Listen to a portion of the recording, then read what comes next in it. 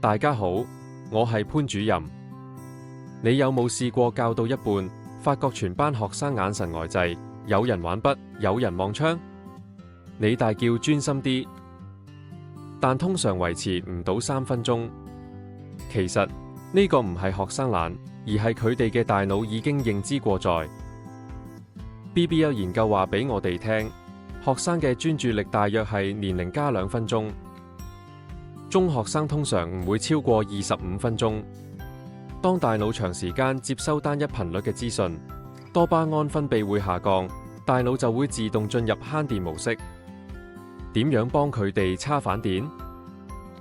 當大腦長時間接收單一頻率嘅資訊，多巴胺分泌會下降，大腦就會自動進入慳電模式。點樣幫佢哋叉反電？第一，實施15年2月15日法則，講授核心知識唔好超過15分鐘，之後插入2分鐘嘅互動程序，例如叫佢同隔離位分享一個重點。呢2分鐘唔係浪費時間，而係幫大腦重新開機。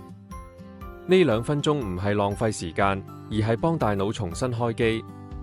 第二，設計多感官刺激，粗略地向觀眾點頭。唔好只係你講佢聽，用一張震撼嘅相或者一個實物示範。當大腦感官被多重激活，專注力會瞬間回升。第三，落實 IAI 嘅參與感。當大腦感官被多重激活，專注力會瞬間回升。第三，落實 IAI 嘅參與感。邀請學生上台幫手，或者由佢哋歸納重點。當學生由接收者變做參與者，佢哋嘅大腦參與度會大幅提升。